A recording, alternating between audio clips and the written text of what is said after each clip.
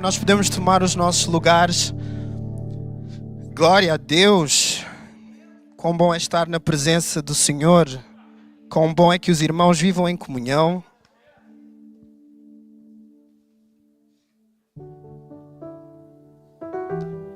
Quão bom é termos também irmãos de volta. O nosso Cleverson e a Grace, os nossos diáconos, a nossa Sofia que está de volta. E honrar todo o trabalho também da equipa de louvor, todos aqueles que nos servem aqui domingo após domingo. Obrigado pelo vosso serviço. Amém. Vocês são preciosos para nós. Amém. O pastor Joel hoje ele não está cá, ele foi abençoar uma outra igreja. Então hoje de manhã, tanto o pastor Joel como a pastora Priscila, eles não vão estar aqui connosco.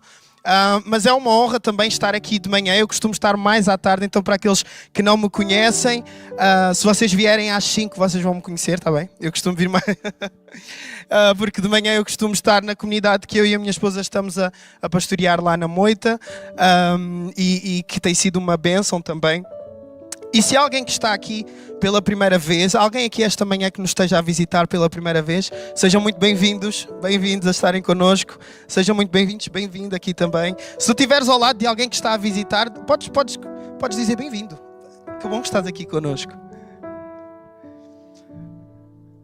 Nós temos também a Clarice e o Fernando, eles estão aqui, eles vão estar connosco e mais à frente vocês já vão perceber, eles têm alguma coisa especial para nós também, bem-vindos aqui à CCLX. Mais alguém que nos visita? Não? Pastor Vinícius está por aí? Eu pensava que ele estaria. Não está? A Tainá está ali, a Tainá também. Bem-vinda, Tainá. A Tainá e o Vinícius, eles estão responsáveis pela Rede Inspira, uma rede da qual a nossa igreja faz parte também. Eles têm sido uma bênção também na nossa igreja. Bem-vindo, bem-vindo. Então é uma honra ter-vos a todos aqui também na nossa casa, que também é a vossa casa. Amém? Aqueles que nos visitam, sintam-se bem-vindos. Então nós hoje vamos agora partir para a Palavra de Deus. Amém? E nós vamos falar acerca de uma passagem que está no Novo Testamento. E sabem, ao longo do Velho Testamento nós vemos que houve vários profetas, vários homens que foram levantados por Deus e eles profetizavam várias coisas acerca do povo, mas a maioria do mover profético que nós vemos e a intencionalidade do mover profético que nós vemos no Velho Testamento, ele apontava sempre para o Messias que viria, para um momento de redenção, para um lugar onde todas as coisas poderiam recomeçar, e esses profetas eles apontavam para a pessoa de Jesus Cristo que viria. E nós vemos que no início do Novo Testamento há um culminar destes homens na pessoa de João o Batista.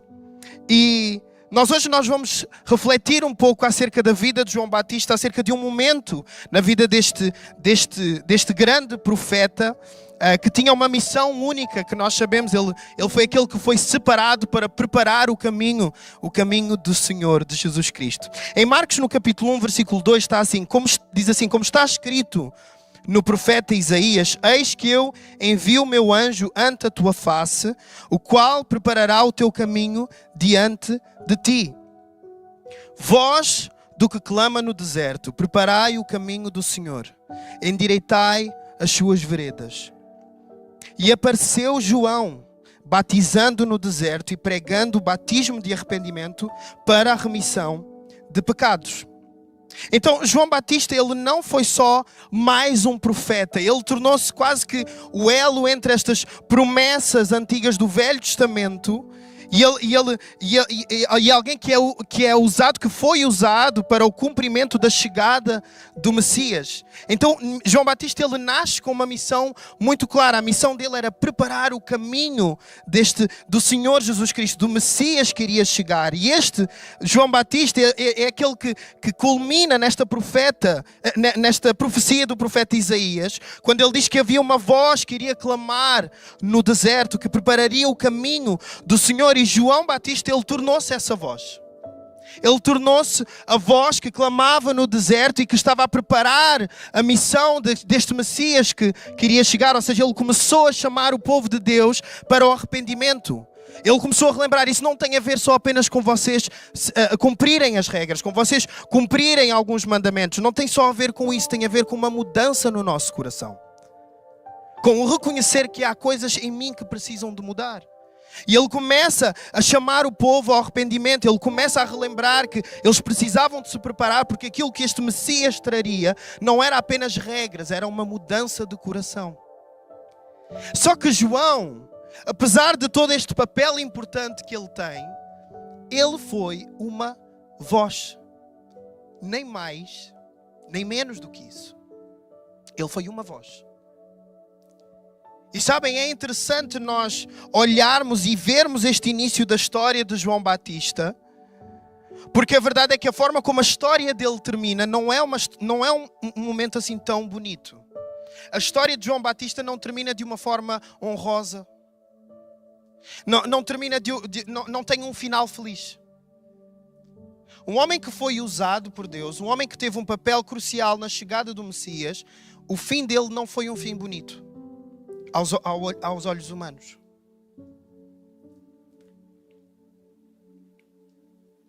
Mais à frente na história de João Batista, o que acontece é que ele é preso, ele vai para o cárcere e ele morre decapitado por causa de um capricho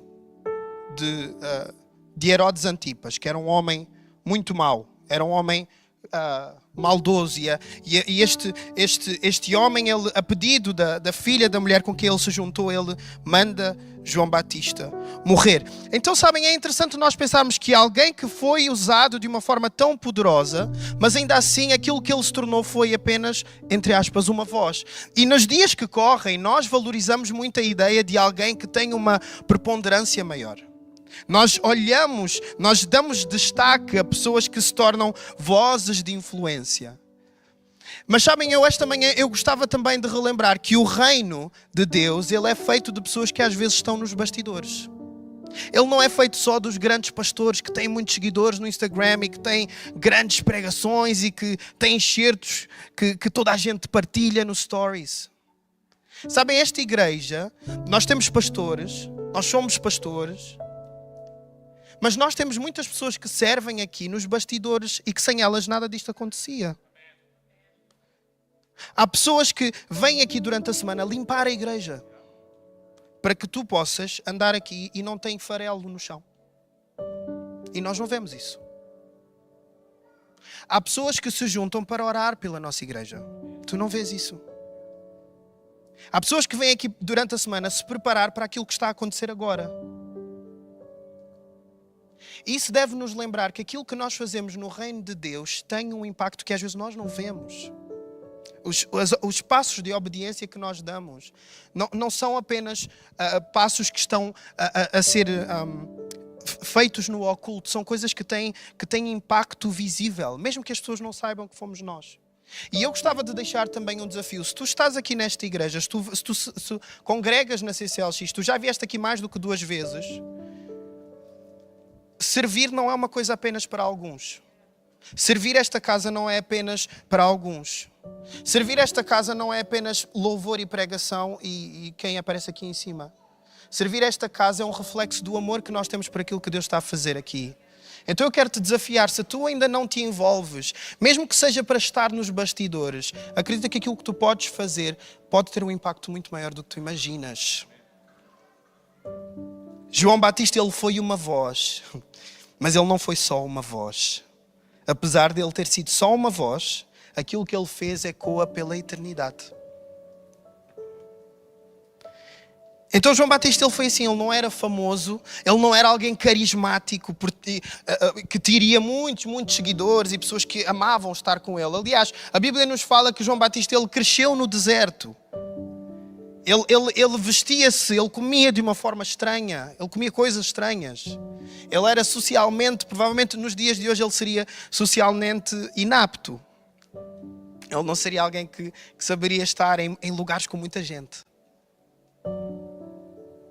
Mas a verdade é que ele foi escolhido por Deus para uma missão muito importante. E hoje eu gostava que nós entrássemos em Mateus no capítulo 11. Tu tens a tua Bíblia aqui. Agora vamos partir para um texto que está em Mateus no capítulo 11.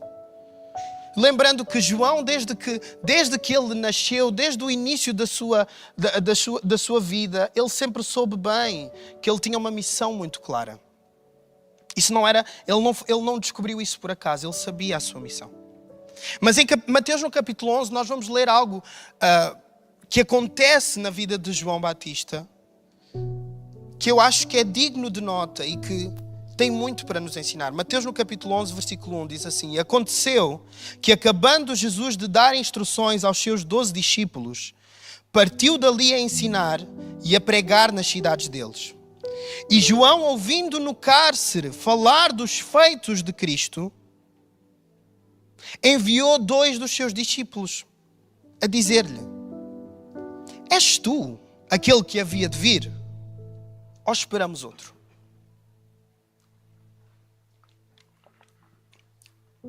Ou seja, tu és mesmo o Messias? Jesus, és mesmo tu que vai fazer esta revolução que nós temos estado à espera? Ou afinal vem outro?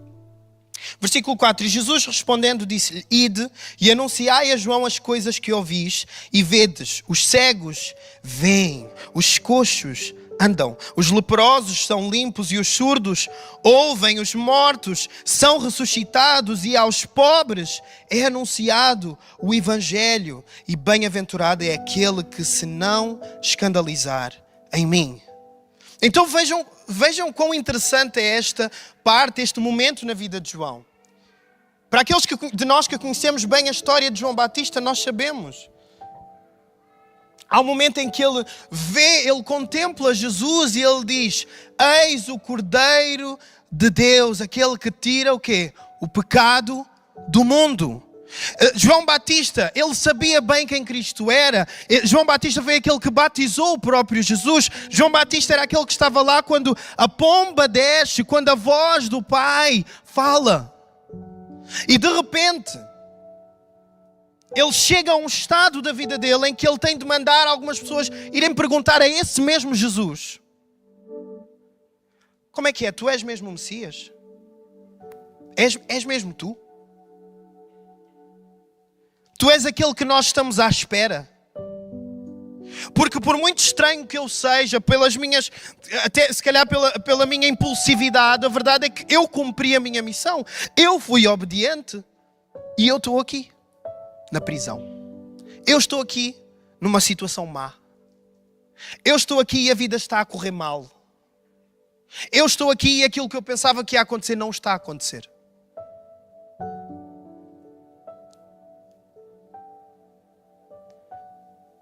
E era de esperar que João Batista ele reagisse assim, porque João Batista era alguém que não tinha papas na língua. Sabem aquelas pessoas que dizem tudo o que têm para dizer? Como se diz lá no Brasil, João Batista não levava desaforo para casa. Não. Aliás, por João Batista ser assim, é que ele foi parar à prisão. Como eu estava a dizer, Herodes Antipas era um homem cruel. E Herodes Antipas, o que é que ele faz? Ele afeiçoou-se pela mulher do irmão dele. E então ele seduziu a mulher do irmão, vejam só. E ficou com a mulher do irmão, malvado. Só que o nosso João Batista, que não leva desaforo para casa, o que é que ele faz? Ele vai lá falar com ele. Seu sem vergonha. Seu safado. E João Batista foi lá e ele diz: Não te é lícito. O que tu estás a fazer está errado. E isso deu ruim, correu mal. Então João Batista vai para a prisão.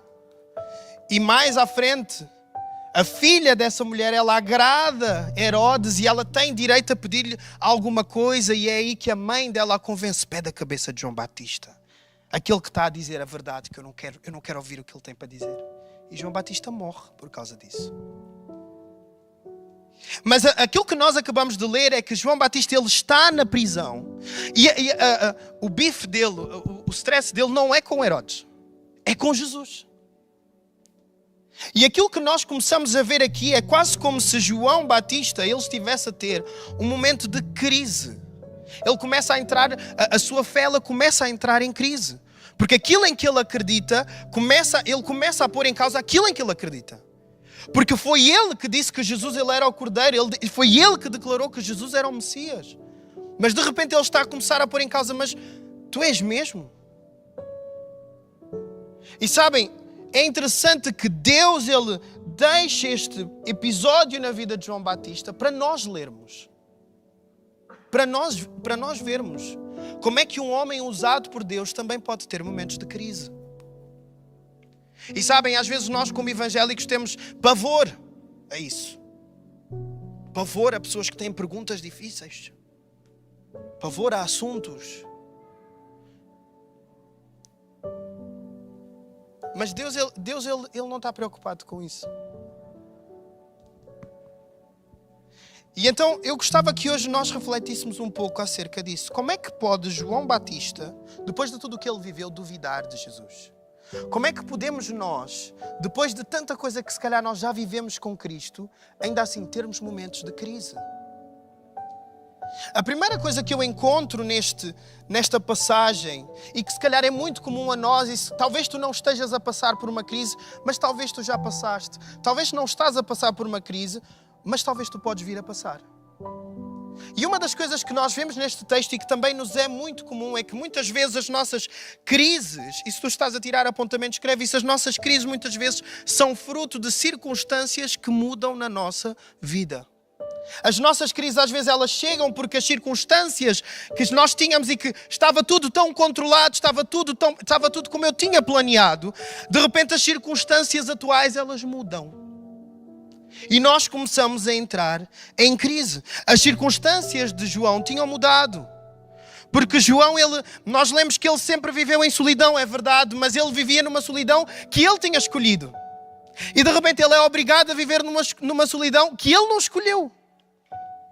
Ele foi parar a um lugar de prisão que não foi ele que escolheu estar ali. Ele já não estava a pregar às multidões. Ele já não estava a ver o próprio Jesus de perto. Ele estava fechado, ele estava sozinho, ele estava a ouvir relatos de fora, o que não devia ser nada encorajador. E é curioso pensar que este João que preparou o caminho do Messias, de repente está a tropeçar nesse próprio caminho que ele preparou. Este João que estava tão convicto, de repente as circunstâncias começam a mudar e a sua convicção começa a ser colocada em causa. Porquê que este Messias que eu preparei o caminho, porquê que ele não intervém? Porquê que ele não está a fazer as coisas se calhar como eu esperava? João que estava a ouvir que Jesus continuava a falar lá às multidões e a sentar-se com os pecadores.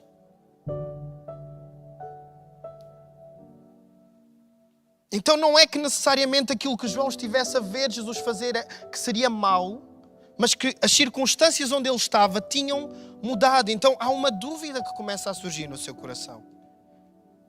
Porque o cenário que ele estava a viver não combinava com a expectativa que ele tinha. E sabem, muitos de nós, por vezes o nosso problema é que nós vivemos tão conectados emocionalmente às nossas circunstâncias. A nossa vida está conectada emocionalmente às circunstâncias. Por isso é que quando a vida está a correr bem, nós estamos tão felizes. Mas começa a dar alguma complicação, já não estamos bem. Por isso é que quando nós recebemos o salário no final do mês, nós estamos felizes, mas no dia 5 do mês seguinte,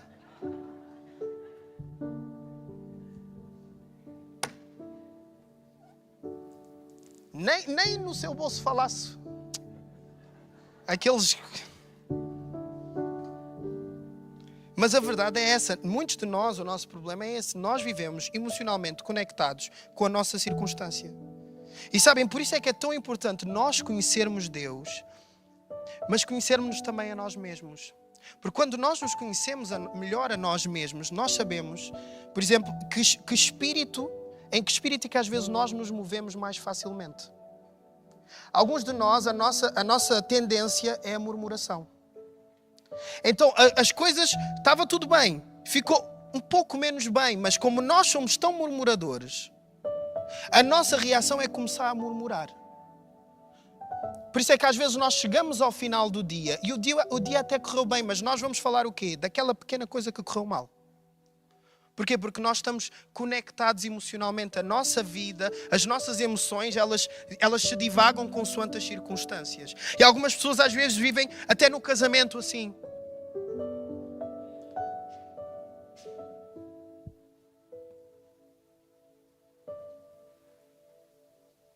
Quando casámos estava tudo tão fácil. Só que de repente a vida começa a acontecer. As circunstâncias vão mudando.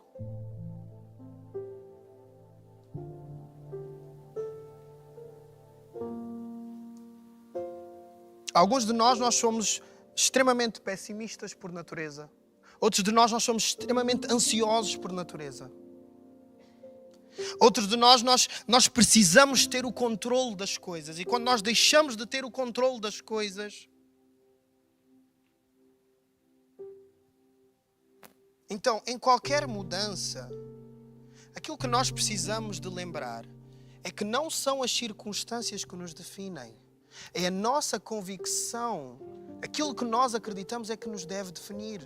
Por isso é que tu podes passar por momentos difíceis e não te abalares e não começares a entrar em crise, porque tu te lembras, não é aquilo que está a acontecer à minha volta que me define, é aquilo em que eu creio. Eu estou ancorado naquilo em que eu creio, eu estou ancorado em Jesus Cristo.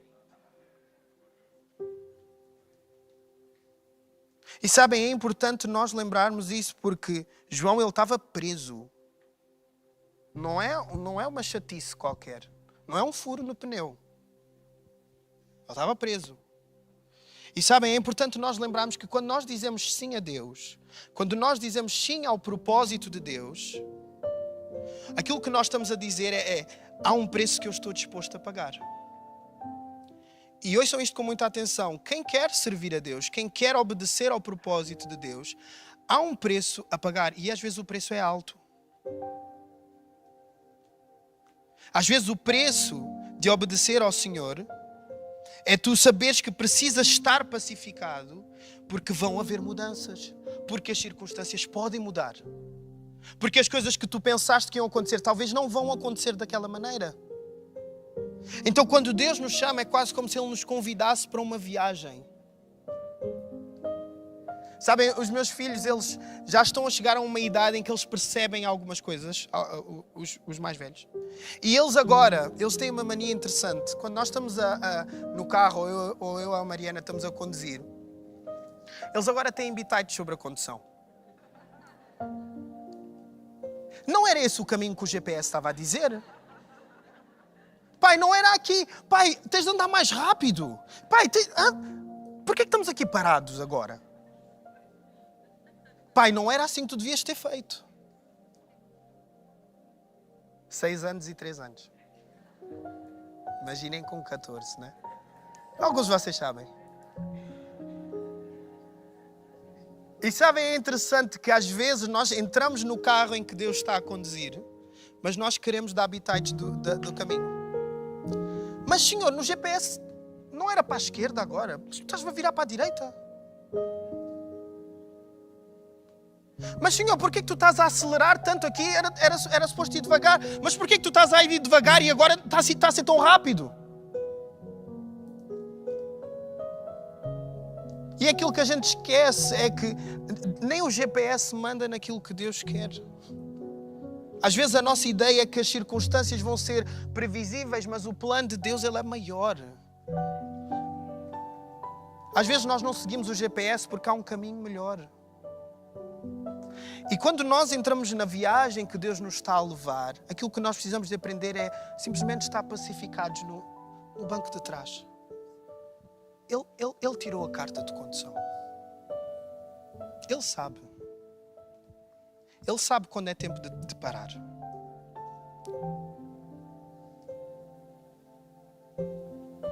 E Ele também sabe quando é tempo de avançar. Então, aceitarmos o convite de Deus é também aceitarmos os timings de Deus. É nós aceitarmos as mudanças que Deus traz à nossa vida. É nós estarmos pacificados porque a rota vai mudar às vezes.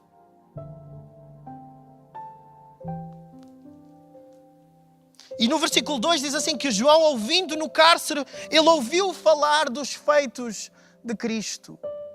ele estava lá sozinho, ele estava lá, não porque ele escolheu, mas ele estava isolado. E sabem, por isso é que é tão importante nós nos lembrarmos que nós não podemos caminhar isolados. Porque quando nós estamos isolados, as dúvidas, elas começam a ganhar força. Quando nós estamos isolados, e sabem, estar isolado não é só estar isolado fisicamente. Há pessoas que estão isoladas nas suas ideias. Elas se isolam nas suas razões.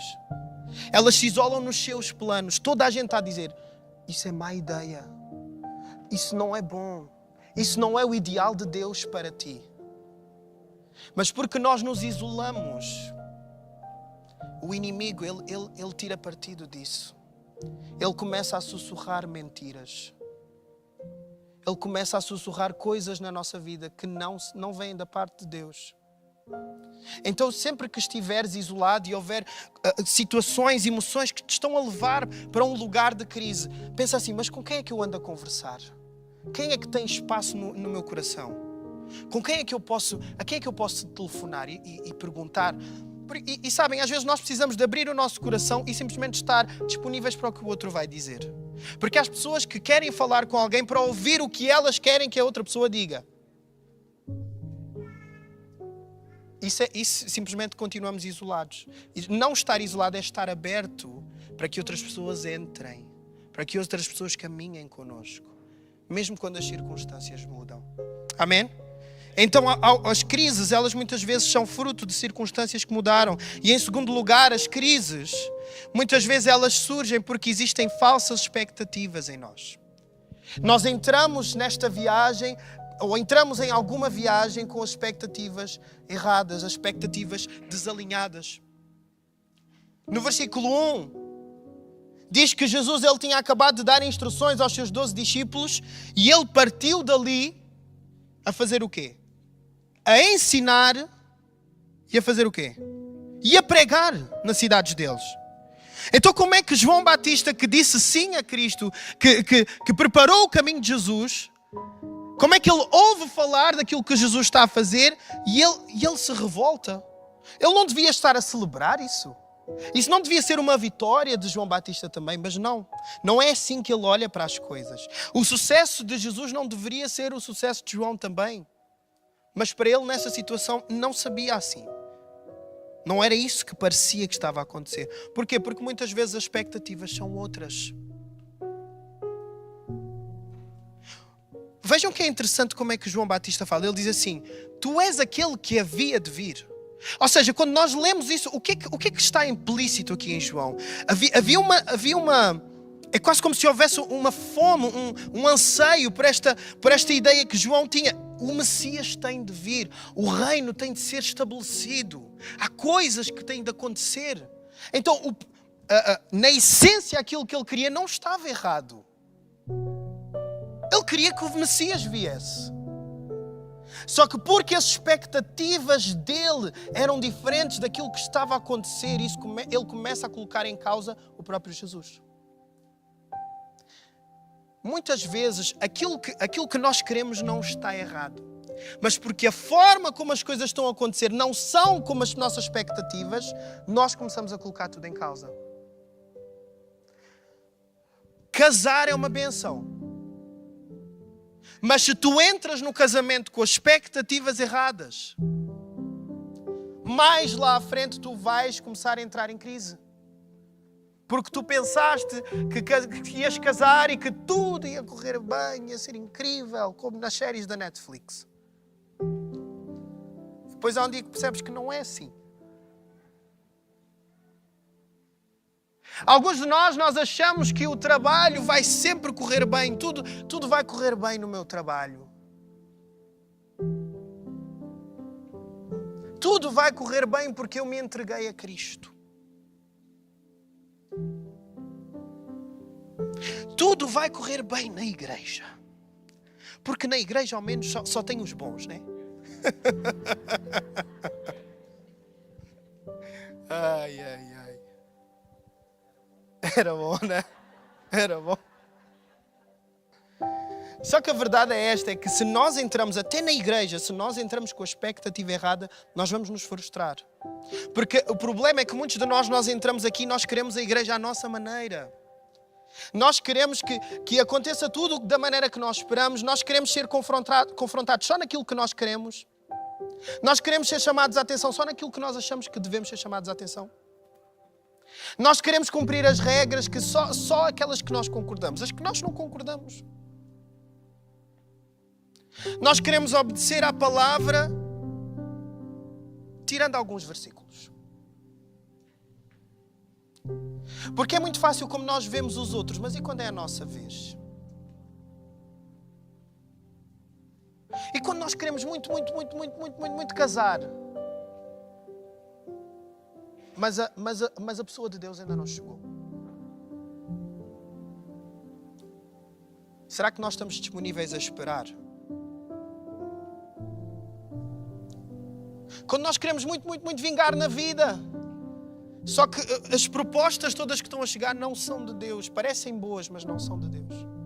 Quão disponíveis é que nós estamos para aceitar que as nossas expectativas às vezes vão ser frustradas para que o tempo de Deus se cumpra na nossa vida?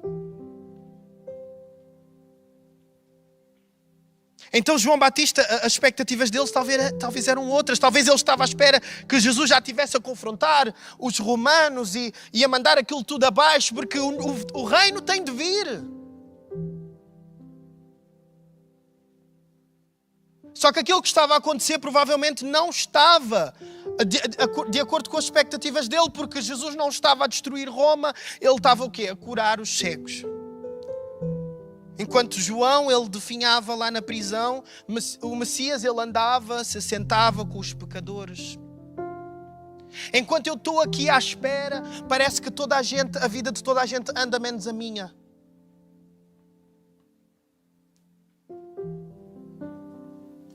Mas ainda assim, e eu gostava que nós prestássemos atenção a este pormenor, mesmo no meio dessa crise, João, ele fez uma coisa certa. João, ele não ficou a remoer no silêncio. João não ficou a dissipar murmuração. O que é que ele fez? Ele levou as suas dúvidas ao próprio Jesus.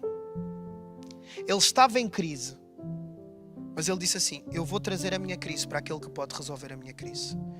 Eu tenho dúvidas, mas eu quero falar com ele. Eu vou pegar no meu telefone e eu vou telefonar, eu vou falar diretamente com ele.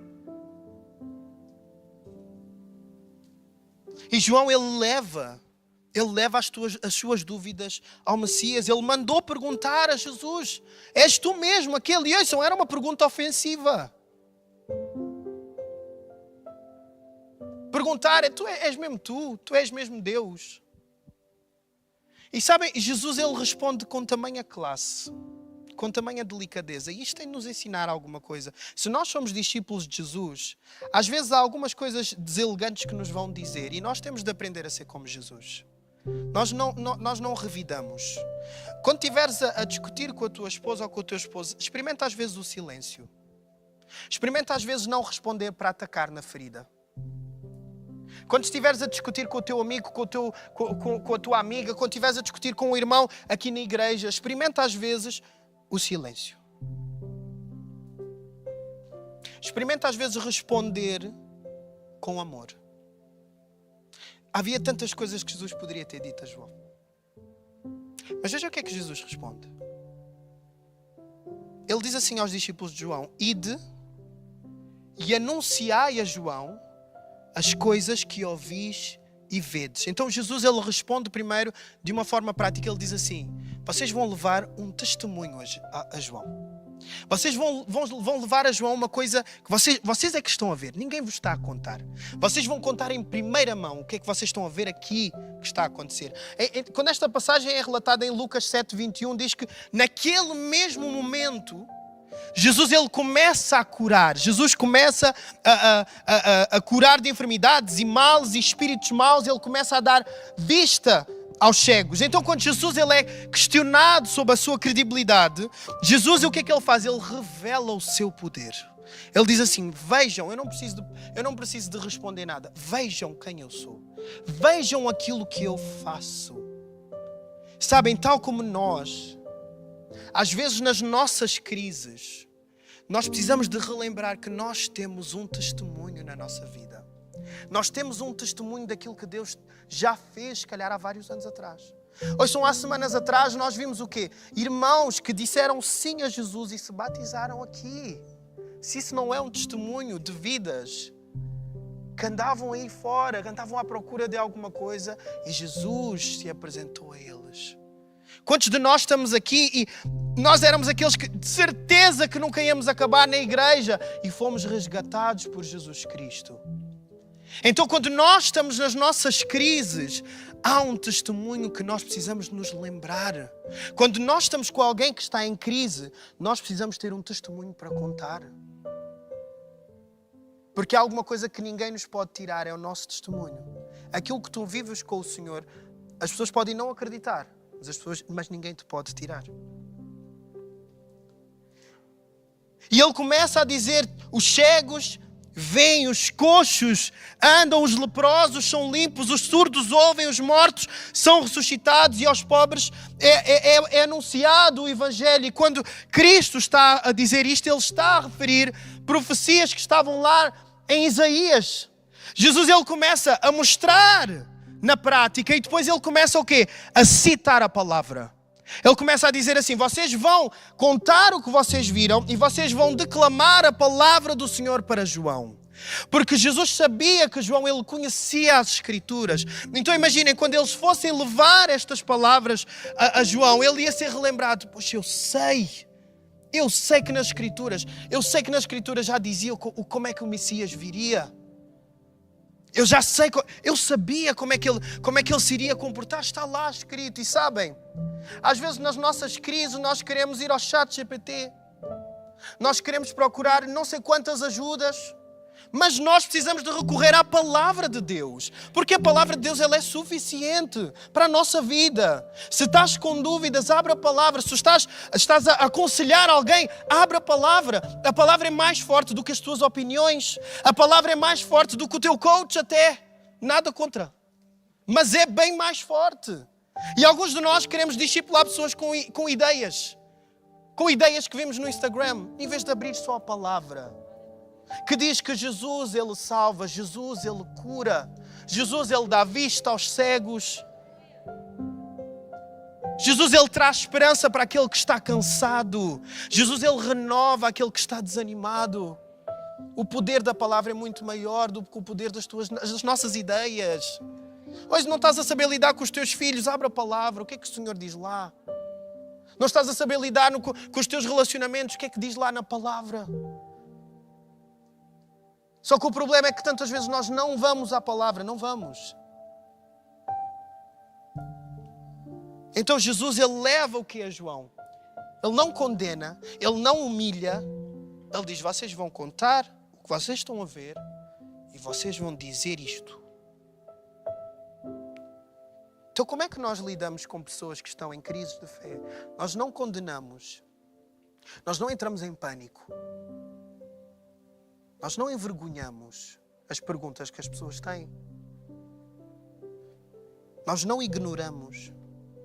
Mas nós precisamos direcionar, sim, com testemunho e com palavra.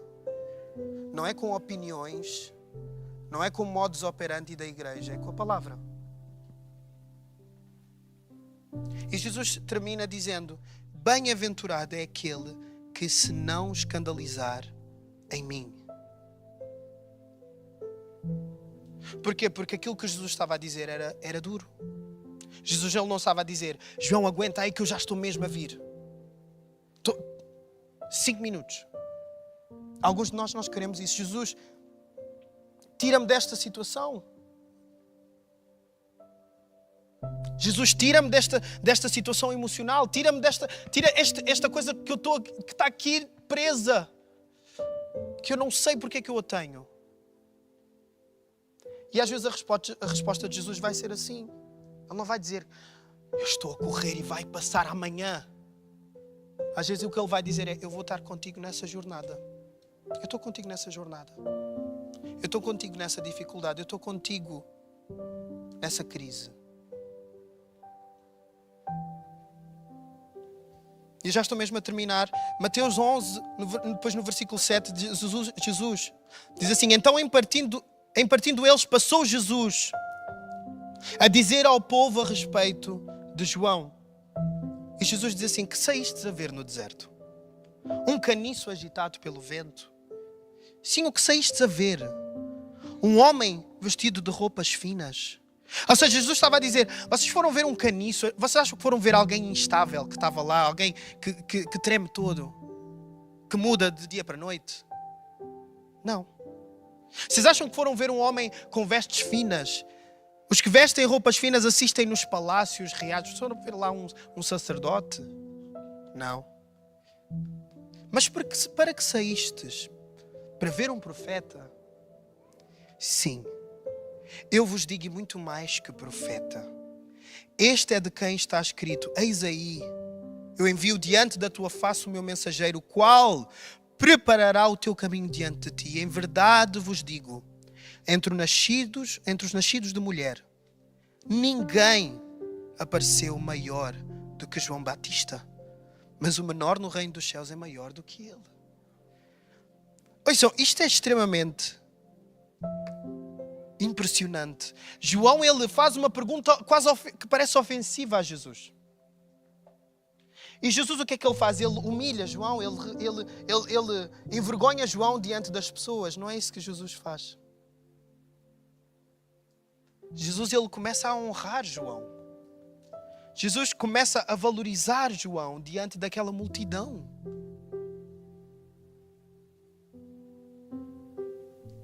Jesus, ele começa a dizer: não, João não é um caniço agitado pelo vento. Não, João não se encaixa nas expectativas que se calhar vocês teriam. Não, ele é um profeta. Aliás, ele é muito mais. Ele é maior que um profeta. Ou seja, aquilo que ele viveu tornou-se aquilo que ele estava a profetizar até.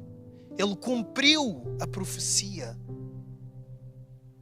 E é tão interessante que os discípulos que foram falar com João, eles não ouviram esta parte.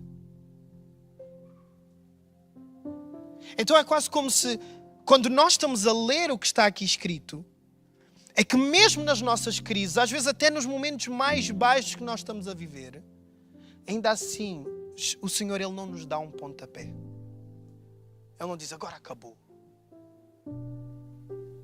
Ele continua a olhar para nós com olhos de graça.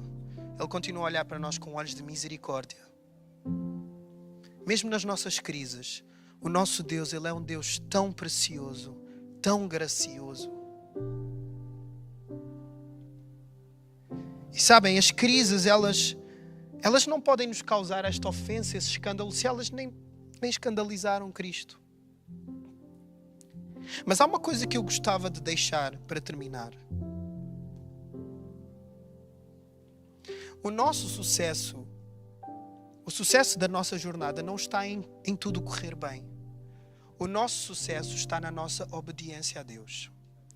O sucesso da nossa jornada está na nossa obediência. E a nossa obediência, por vezes, não vai parecer sucesso aos olhos dos outros. A nossa obediência, por vezes, aos outros, vai parecer que não está a correr tudo bem. Mas tu estás a ir aí nessa igreja e tu continuas doente. Mas tu vais aí nessa igreja e tu dás dízimo. Tu vais nessa igreja durante a semana limpar. Tu vais nessa igreja e tu abençoas alguém, mandas um MBWay. Só porque sim. Tu vais nessa igreja e não tens relações sexuais com a tua namorada. Tu vais nessa igreja e tu pagas mesmo os impostos e fazes essas coisas, mesmo quando há um asterisco qualquer, tu não aceitas esse asterisco para fugir do fisco. Porque sabem, não é porque parece que está tudo bem, é porque nós sabemos o sim que nós estamos a dar ao Senhor. E às vezes as pessoas não vão perceber o sim que nós estamos a dar ao Senhor, mas nós sabemos. Eu sei o porquê é que estou a fazer. E muitas vezes aquilo que nós precisamos de lembrar é: eu sei porque é que disse este sim. Eu sei porque é que as coisas não parecem não estar a correr bem, mas eu estou tranquilo, porque o meu sim é de obediência ao Senhor. As coisas não estão a avançar como era esperado. Não estão, mas eu estou a obedecer ao Senhor. Então, a dor que nos deve incomodar é a dor de um sucesso que não vem do Senhor. A dor que te deve incomodar é a dor de tu estás a viver coisas boas, mas tu sabes, não era isto que Deus tinha para mim. A dor que deve causar estranheza em nós é nós sabemos que as coisas estão a correr bem, que há convites, há acessos, há coisas que nós estamos a avançar, mas lá no fundo, aquilo não era bem de Deus para nós. Então eu deixo esta pergunta: que dor é que nos tem incomodado? Que dor é que tem causado uma angústia tão grande em nós? É a dor da obediência ou é a dor de um sucesso que não vem de Deus? Porque João Batista, ele sofreu, mas ele sofreu em obediência. Então, no meio das nossas crises, nós precisamos nos lembrar. Nós precisamos nos lembrar que nós não nos ancoramos às circunstâncias da nossa vida. Nós não somos um caniço agitado pelo vento. Nós não estamos ansiosos para pegar no volante do nosso carro. Nós temos a capacidade de pacificar e sentar lá atrás. E o caminho que está a ser feito não era aquilo que nós esperávamos, mas porque nós estamos com o Senhor, nós nos pacificamos. Amém? Eu posso-vos convidar a ficarmos de pé para terminar. Nós vamos ainda ter um tempo para louvar a Deus. E eu creio que alguns de nós que estamos aqui, provavelmente nós estamos em momentos da nossa vida em que há coisas que não estão a ir como nós esperávamos. Há expectativas que nos têm sido frustradas. E talvez quase todos nós sabemos o que isso significa. Timings que não são os timings que nós queríamos. Mudanças que não estão a acontecer. Mas eu gostava de ler alguma coisa que está em 1 Pedro, no capítulo 5, versículo 6, diz assim: humilhai-vos, pois, debaixo da potente mão de Deus, para que a seu tempo vos exalte, lançando sobre ele toda a vossa ansiedade, porque ele tem cuidado de vós. Humilhai-vos debaixo da potente mão de Deus. Não é uma mão qualquer. Não é um Deus qualquer. Só que ele diz, humilhai-vos. E quando nós falamos de nos humilharmos, é de nós fazermos alguma coisa porque entendemos o propósito disso. Nós nos submetemos porque nós entendemos o propósito disso. Então há um convite, mesmo que signifique, pareça ser alguma coisa humilhante, confia no propósito de Deus. Descansa no propósito de Deus. Só que o versículo continua e ele diz, a seu tempo ele vos exalta, ou seja, é no tempo de Deus que as coisas se vão solucionar. Não é pela nossa força, não é por nós fazermos as coisas muito bem, não é por nós sermos incríveis. É porque nós esperamos no tempo de Deus. E esperar pelo tempo de Deus é difícil. Às vezes há pessoas que esperam uma vida inteira por algumas coisas que não acontecem. Então a pergunta não é se as coisas vão ou não acontecer. A pergunta é se nós estamos dispostos a esperar em Deus. Não é esperar pelo que Ele vai fazer. É nós esperarmos nele. Será que nós estamos dispostos a esperar nele? A confiar nele? A nós sabermos que as circunstâncias não estão a ir como nós queríamos, mas nós confiamos nele. Nós descansamos nele.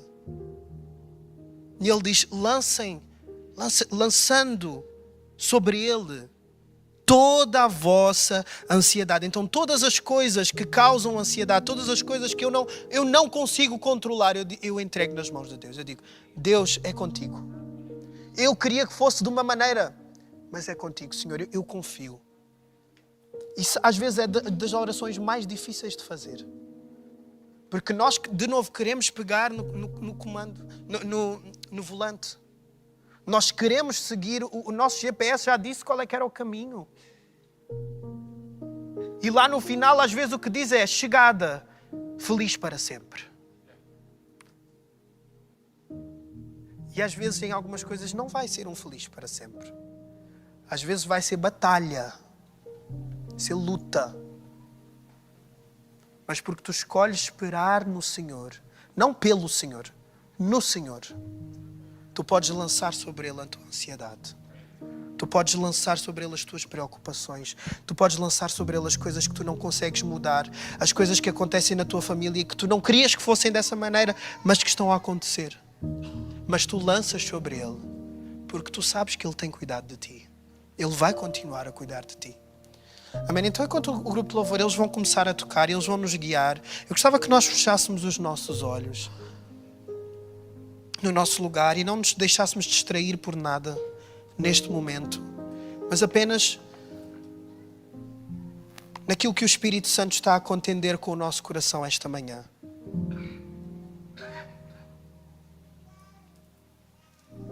Que no meio das nossas questões, no meio das nossas dúvidas, que esta seja a nossa oração esta manhã. Senhor, eu quero descansar em Ti. Eu quero confiar em Ti. Eu quero confiar em Ti, mas eu estou tão cansado. Senhor, eu quero confiar em Ti, mas eu estou tão frustrado. Senhor, eu quero confiar em Ti, mas parece que com os outros tudo avança menos comigo.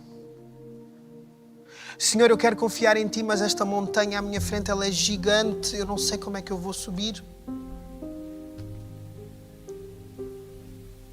Senhor, eu quero confiar em Ti, mas esta luta parece que tem anos e anos e anos e anos.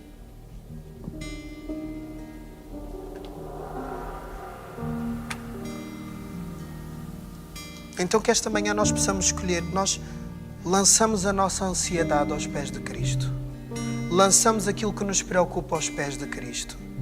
Nós deixamos na mão daquele que tudo pode, na mão potente do Senhor, na mão soberana do Senhor, naquele que controla circunstâncias, controla emoções, controla a nossa mente.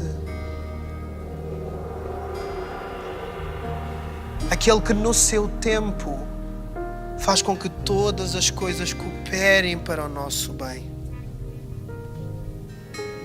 E alguns de nós, aquilo que nós precisamos apenas é de confiar e descansar nele.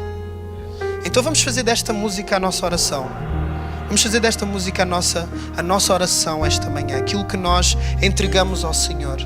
Nós vamos dizer, sim, Deus, para onde é que eu vou mais? Para onde eu irei? Se eu já provei, eu sei que é só em Ti que eu encontro aquilo que eu preciso. Eu sei que é só Tu és aquele que tem aquilo que eu preciso. Só Tu preenches a minha alma. Só Tu és suficiente para as dores que eu carrego. Só Tu és suficiente para as minhas perguntas que ainda não têm resposta. Só Tu és suficiente nas circunstâncias que parece que mudam e nunca são como eu queria. Mas que a nossa resposta seja, Senhor, eu confio em Ti. Eu confio em Ti. Eu confio e sei que estou ancorado naquele que não tem sombra de variação, porque as circunstâncias elas podem até mudar, mas Tu não mudas. Tu és sempre o mesmo. Tu és sempre bom. Tu és sempre fiel. Tu és sempre gracioso. Tu és o Deus que perdoa, Tu és o Deus que nos recebe de braços abertos. Então recebe-nos esta manhã, Senhor. Amém. Vamos fazer isso.